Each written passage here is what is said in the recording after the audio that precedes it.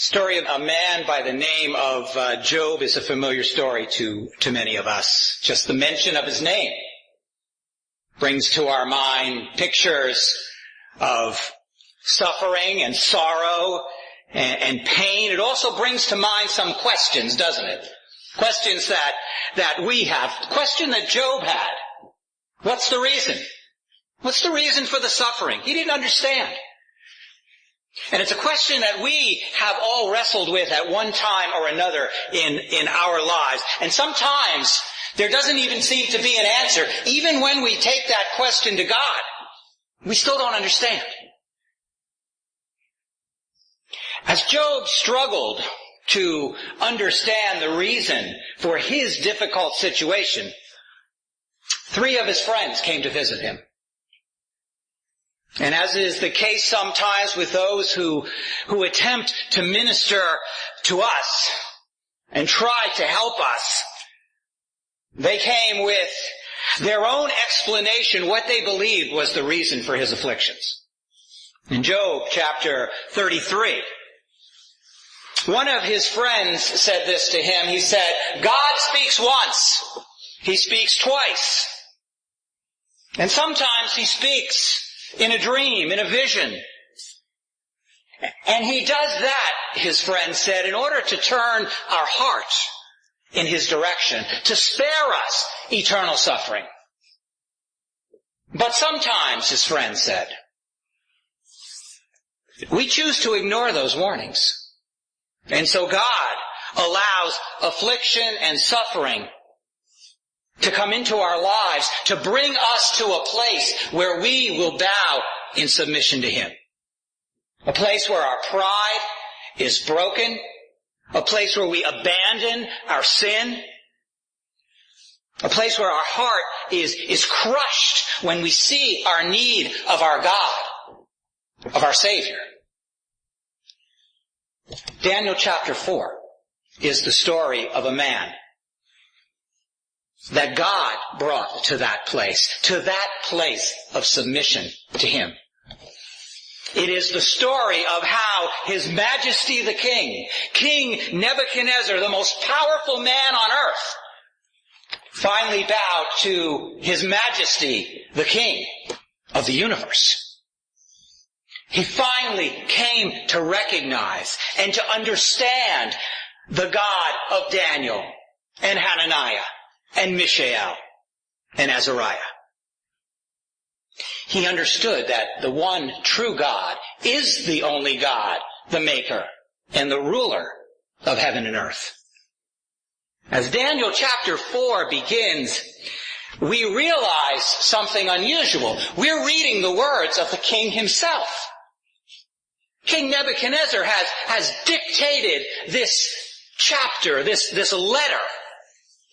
His testimony, that's what it is. It's his testimony. It's his account of how he had a personal encounter with God. And when he speaks in this chapter, he speaks with the authority of a world leader. He speaks without shame. He speaks without reservation, without apology. He doesn't try to craft his words to appeal or to appease any group or any individual. Instead, he speaks with honesty, he speaks with boldness, and he speaks with conviction. There are few world leaders in the past or in the present who have taken a stand like that for God the way this king did. This is his story. It's his story of how he personally came to know the God of heaven. And so he begins in verse 1 to relate his experience. Nebuchadnezzar the king directs his words, he says, to all peoples, to all citizens of Babylon. He writes to the nations, to those of every tribe and culture. He writes to those of every language, every dialect, every tongue. He writes to everyone throughout all of history who have read these words. And he writes to us today. And so he says this in verse 1. May your peace abound. Shalom in Aramaic. May you continue to grow and be filled with prosperity and safety and security. That doesn't sound like the king that we've come to know in the first 3 chapters of Daniel, does it? Something's happened to this man. He's different. And he wants to tell everyone about it. That's what happens when we come to have a personal relationship with Jesus Christ. We want to tell somebody about it. We want to tell them what's happened in our lives. And so he continues, and he says in verse 2, it seemed good to me. It seemed like the right thing to do. It is the joy of my heart, he says, to declare and to explain these things to you and to tell you about the signs, the in Aramaic, the miraculous witness and the wonders, he says, the amazing and the astounding things which the Most High God has done in me, in my life. He says, I want to tell you what he's done. I want to tell you how he has worked in my life. Abad in Aramaic. He said he has worked like a farmer who has worked and tilled the soil of my life and of my heart, who has patiently worked in me in order to bring forth his grace, a harvest of his grace in me. Wow. That's the picture that we have here. And that's the purpose of the letter. Purpose of the chapter. The king wants to share with us how God has changed his heart. But he can't continue telling the story without first giving a word of praise to God. We know what that's like, don't we? So he gives a word of praise. Verse 3, he says, how great, how exceedingly abundant are his signs, his testimony in me, what he has done in me, how mighty and overpowering are his wonders. He has prevailed in my life, even me, the king. And so he says, I bow at his feet. His kingdom is unlike any kingdom on this earth. His kingdom is unlike my kingdom. He says it is everlasting. It lasts forever. His dominion, his power and authority is from generation to generation, from age to age, for always. And so now the king is ready to tell us his story. It's been maybe 25 years since Daniel has first arrived in Babylon. He is now a man perhaps in his early 40s. He's well established as the prime minister of Babylon. The king has become the ruler of the world. He has defeated Assyria and Egypt and Phoenicia. Tyre, Sidon, Edom and Judah are all under his control. There is no city on earth like the city of Babylon. It is magnificent in its building and its temples of gold and silver and precious stones. The king has even built a mountain in the city for his wife because she longed for the mountain air of her home in Media. There are canals for irrigation, for transportation. A great wall surrounds the city. There is no one who would ever attempt to fight against this king. There is peace, there is prosperity, there is security. He is safe from harm. And so, he says in verse 4, I, Nebuchadnezzar, was at ease in my house and in my kingdom. He says there was quietness. He says there was prosperity all around me. He says I was flourishing in my palace. Ra'anan. He says everything was green.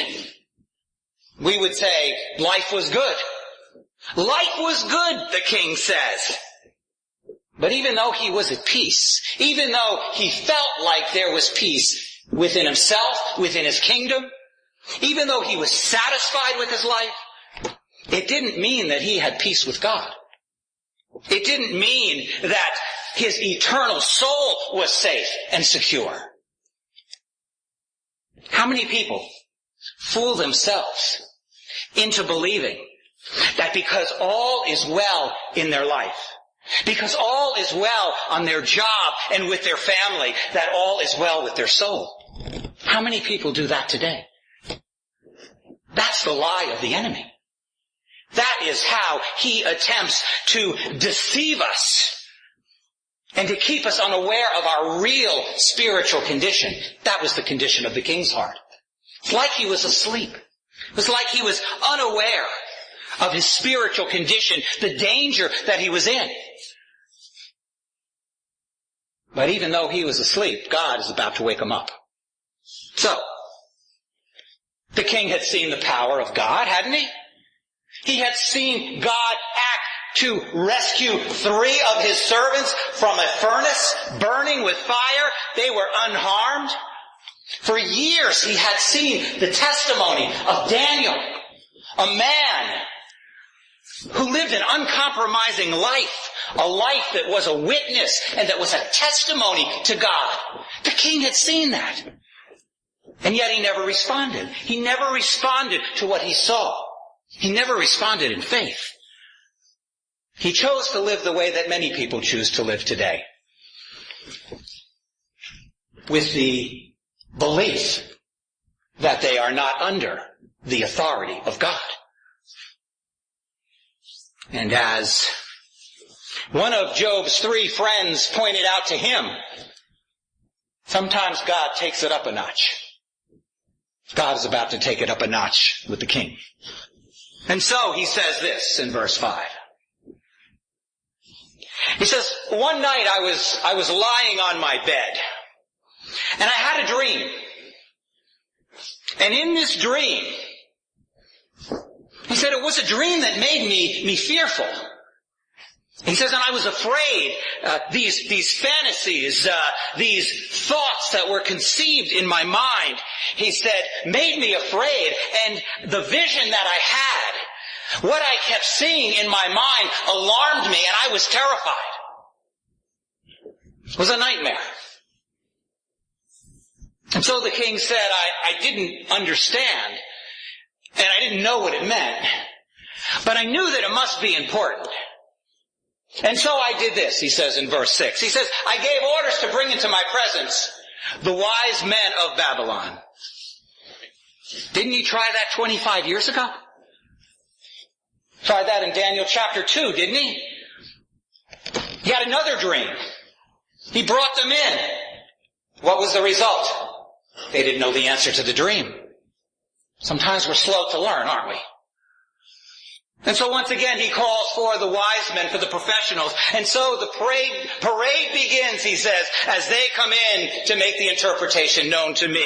And so the magicians come in, the scholars, the experts in the occult, the conjurers, the astrologers, those who use the stars to predict the future, the Chaldeans, the best of the best, the leading men, the most knowledgeable men in the kingdom, he says, and the diviners, the soothsayers, those who used to cut themselves in order to get their answers. He says they all came in. And he says, I related the dream to them. But it was no surprise, was it, what the king said in verse 7. He said they couldn't make the interpretation known to me. They didn't have the answer. They didn't have any wisdom from God. What a surprise, right? The wisdom of this world is not wisdom to God. It's foolishness. It was true then, and it's true now. It's like the preacher said in Ecclesiastes chapter 1, there's nothing new under the sun. When it comes to spiritual insight, when it comes to an understanding of eternal things, the eternal things of God, the things of Christ, the world is clueless. They have no real answers. And the king discovered that again. But finally he says in verse 8, Daniel came in, whose name is Belteshazzar. says you may know him by that name. That's the name that he was given when he first arrived here in Babylon. It's a name, he said, according to the name of my God. At least the God whom he served when Daniel arrived in Babylon. He said, but in him, he said, he is a man in whom there is a spirit, a breath of the holy gods. Or you can translate that of the holy God. Because the Babylonians didn't believe that their gods were holy. They didn't think that they were set apart or sacred or without sin. They just thought they were a little better than humans. And so the king says, I related this dream to him, to Daniel. And I said, oh, Belteshazzar, chief of the magicians, master of all those who claim to have divine knowledge, since I know that the spirit of the holy God is within you, and that no mystery, no secret baffles you. He says it doesn't weigh you down so that you don't know and understand the answer. The answer doesn't escape you. He says, tell me. Tell me the significance of the visions which I've seen. He says, tell me so that I may understand along with its interpretation. What does it mean for my life? What does it mean for my kingdom? So he says this in verse 10. Now here are the visions in my mind as I lay in my bed. He says, I was resting there, and in my mind I was looking. And he said, there was a tree in the midst of the earth. It was among all the inhabitants of the land. Its height was great, and the tree grew and became large. It became strong and overpowering. It became proud. He said its height reached up to the sky, up to the heavens. And it was visible to the end of the earth. Everyone could see it, and its foliage was beautiful. And its fruit was abundant. He said everyone on the whole earth was able to eat from it. There was enough food for everyone. The beasts of the field found shade under this tree. The birds of the air dwelt in its branches, and all living creatures fed themselves from it. Everyone found life and health and safety and security and sanctuary from this one tree. It was truly a magnificent tree, wasn't it? He says, then as I was looking in verse 13, he says, I was looking in the visions of my mind as I lay on my bed, and he says, behold, something incredible happened. He says, an angelic watcher, one who had been sent from heaven, a holy one who's dedicated to God, an angel. He says an angel descended from heaven, and he shouted out with a loud voice, and this is what he said. The angel said, chop down the tree, cut off its branches, strip off its foliage, scatter its fruit, and let the beasts flee from under it, and let the birds fly away from its branches. Yet, this angel said this, leave the stump. Leave the stump with the roots in the ground. Don't destroy the tree. Let it continue to stand, and put a band of iron and bronze around it. Put a fence around it. Let it stand in the new grass of the field. But look at what he says, this angel, in verse 15 and 16. Then this angel said, let him be drenched with the dew of heaven. Let him share with the beasts in the grass of the earth. Let his mind be changed from that of a man to a mind of a beast. Let that be given to him. So the tree really isn't a tree, is it? What is it? It's a man, right? A man who will become like an animal. A man who will be afflicted with a disease. Disease, perhaps disease we know as zoanthropy. A disease where the patient believes that they are an animal, and so they behave like an animal. The man in this king's dream becomes afflicted with that disease. Until how long, he says, verse 16. He says, until 7 time periods. 7 periods of time pass over him. How long is that? We look at Daniel chapter 7. It might help us, give us a guide to understand how long that is. In that chapter, in chapter 7, it talks about time and times and half a time. 3.5 years. So here, in this verse, in verse 16, this angel may be saying that this man will be afflicted for 7 years.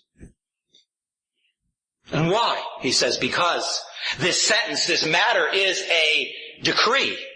It has been determined by the angelic watchers, by the angels of heaven, and this decision for this affliction to be brought on this man is a command, is the word of the holy ones, a word of God given to these angels to carry out for him. God will afflict this man with this disease. But why?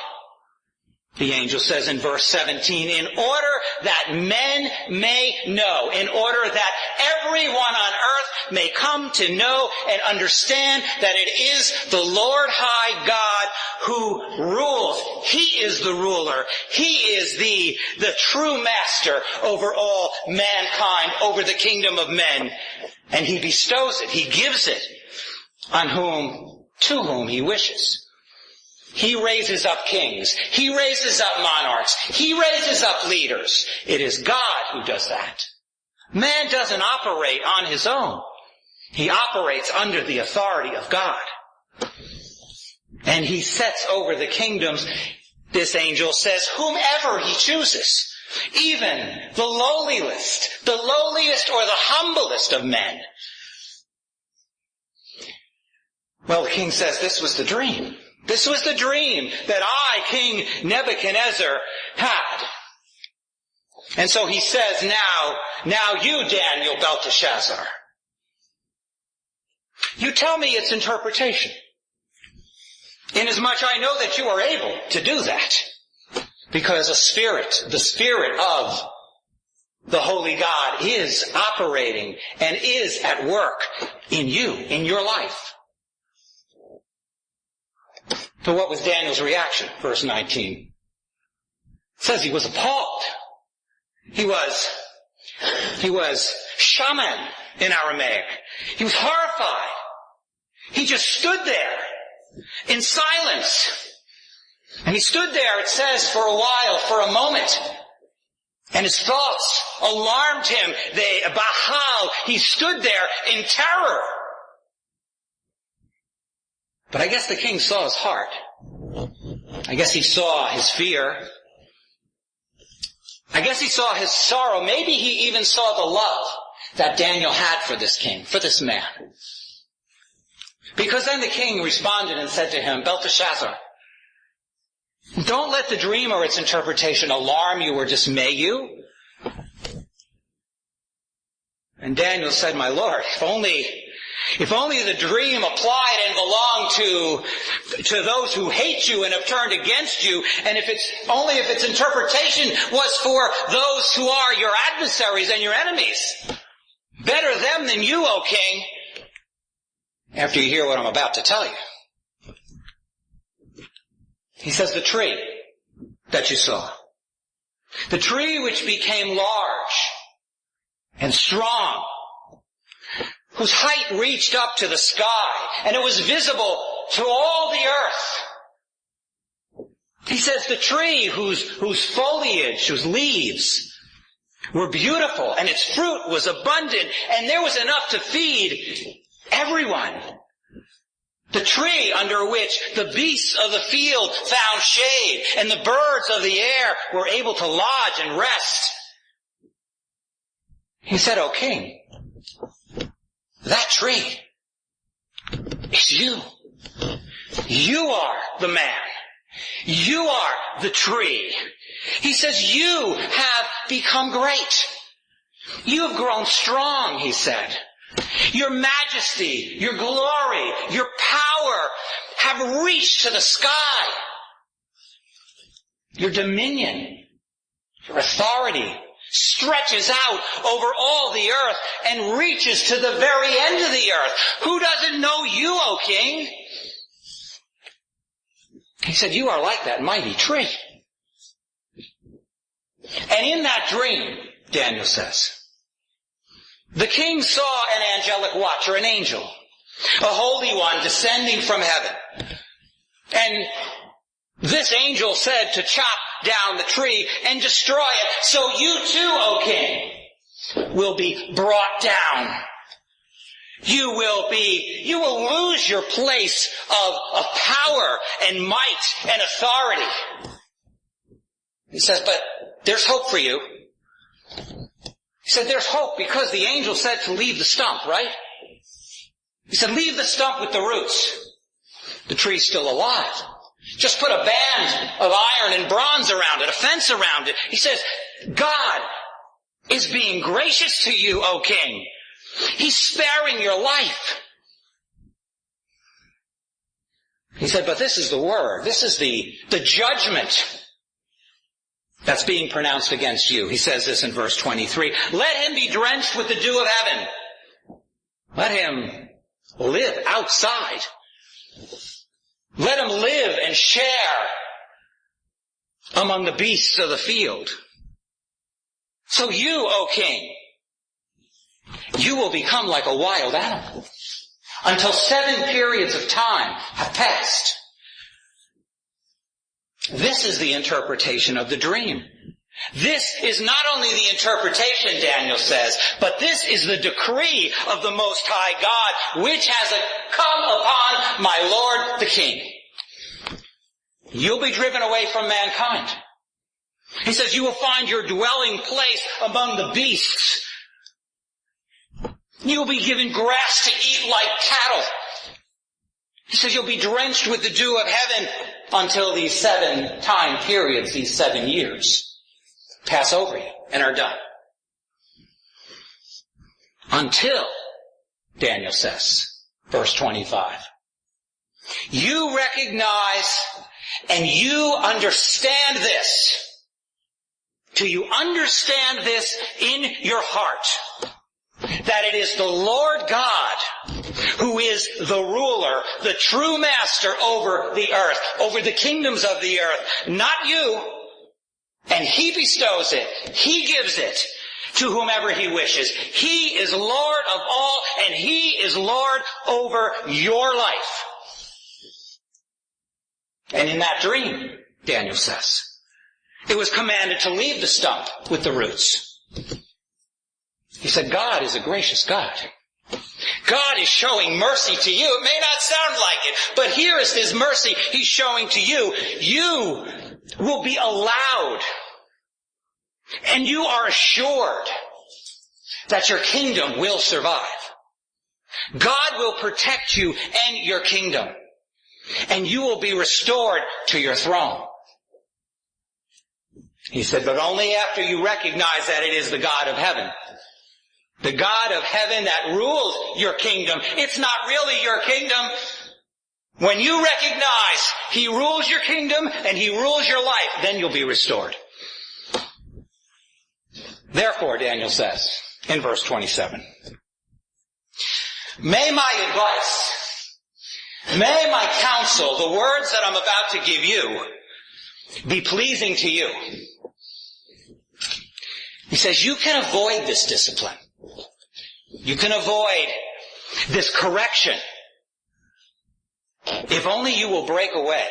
If only you will tear yourself away now from your sin. Don't wait. He says tear yourself away from the lifestyle where you have focused your life on yourself, on your accomplishments, on satisfying yourself, on exalting yourself. He says, do it now before it's too late. And he says, the evidence that has happened, the evidence that is true, the evidence that a change has taken place in your heart, he says, this is how you'll know. This is how you'll know because you'll be living differently. He says, you will be doing righteousness. You'll be doing what is right and what is good. It'll be evident that you've turned from your iniquities, that you've turned from your transgressions. He says, because how? He says, you will begin showing mercy and kindness to the poor and to the oppressed. Unlike the king. Actions up to this point. He was a brutal king. And so, Daniel says, if you'll listen to these words of mine, and if you will respond to them, and if you will give your heart to God, he says in that case, the result may be this. There may be a prolonging and a continuation of your prosperity and your kingdom. Well, now Daniel says in verse 28, all this happened to the king. All of this, he says, the words of warning came to pass. So what do you think? Do you think the king listened to the words of Daniel? Do you think he responded that way? Most people don't, do they? Most people just go on and on in their sin until God has to take it up a notch. And so God did. God does that, doesn't he? To us. Doesn't he have to take it up a notch in our lives before we're willing to turn to him? Before we're willing to admit our sin to him? God knows what is necessary to bring us to himself. And sometimes what is necessary can be as severe as the sin in our lives.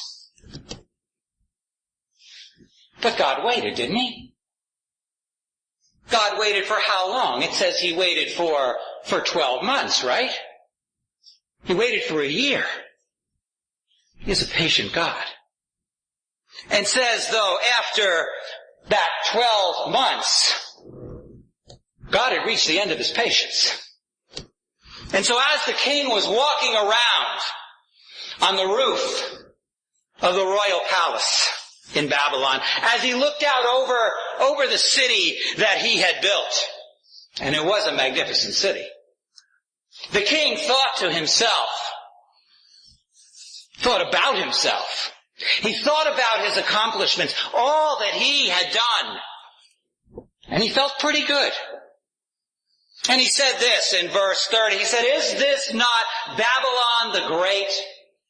An empire that I have built with my own hands? Isn't this not the city, the royal residence, the center of the entire earth that I have built by my power and for the glory of my majesty? And it says this in verse 31, while the word was still in his mouth, he hadn't even finished speaking, there came a voice, it says, a qual in Aramaic, a roar, a sound, like the sound of a thunderbolt. And it came from heaven, and this voice said this, King Nebuchadnezzar, to you it has been declared that sovereignty is removed from you. You will be driven away from mankind, and your dwelling place will be with the beasts of the field.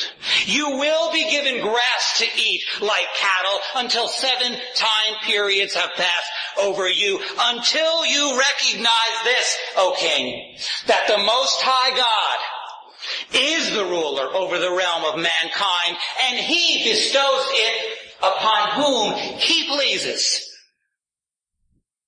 God is patient. God is merciful. But there comes a time when we must answer to God the way the king is about to answer to God. There comes a time when we all face him when we answer to Him. His word doesn't return without accomplishing whatever He pleases, and that is the danger of ignoring His word. We will be held accountable for what He has revealed to us. And so, verse 33 says this, immediately the king became like an animal. The dream, the warning was fulfilled. He was driven away from mankind. He began eating grass like the cattle. His body was drenched with the dew of the heaven until, it says, his hair had grown long and thick like the feathers of an eagle. And his nails had become coarse like the claws of a bird. Picture it. Here is the military and the political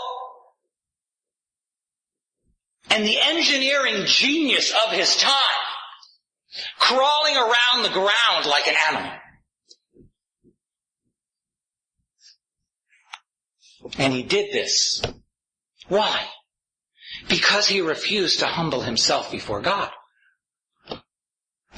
But it says this in verse 34, at the end of the 7 periods of time, the end of those 7 years, it says, I, King Nebuchadnezzar speaks again to us. He says, I raised my eyes toward heaven and I looked to God.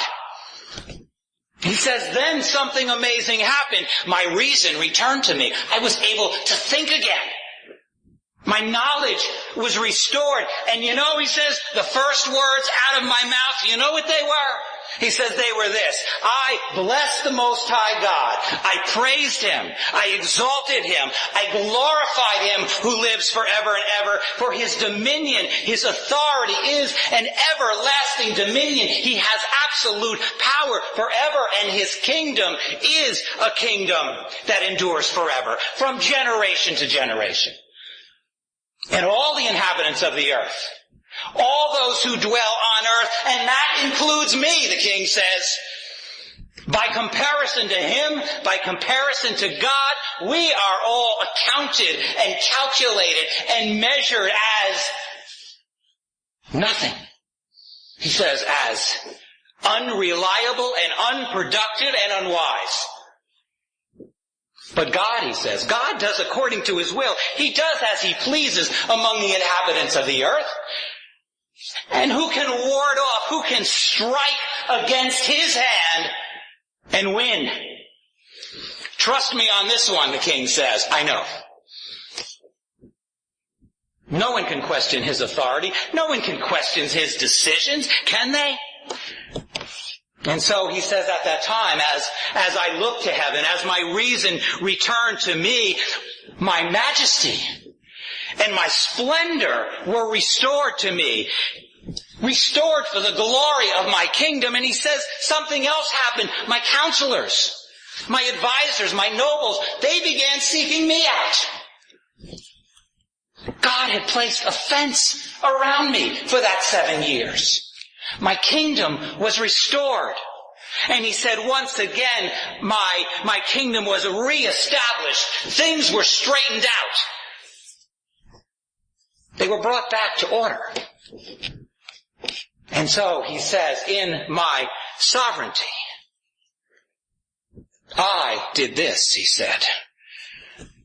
I saw that my surpassing greatness was added. There were things added to me, but I didn't do it, the king says. It was God who did it. God added to me surpassing greatness. And so now he says, I, Nebuchadnezzar, I exalt the God of heaven. I bring honor and glory to Him, for His words are true, His ways are just, and He is able to humble the proud. Well, the king would know about that, wouldn't he? He had just experienced that. It is as Proverbs chapter 3, James chapter 4 says, God resists the proud, but He gives grace to the humble. Proverbs adds this, who are afflicted. to the humble who are afflicted. It is the sovereign God, the God of the universe, who continues to choose to work in us. He works in our lives. He continues to work in us. He is the one who's taken us, hasn't he? Hasn't he taken us, the proud, the arrogant, the unreasonable? And he leads us to himself. He leads us to the cross, and there we find forgiveness. We find forgiveness in Christ, and it is God who transforms us. Christ does make us into a new creation, and we become a reverent and a considerate and a appreciative child of God. That is the miracle. Isn't that the miracle that the king talked about when he opened this chapter? The miracle of what God had done in him, and that is the miracle of what God does in us. He makes us into a worshiping creature of the Most High God. He causes us to become his children forever. That is the place he takes us to when we humble ourselves before him.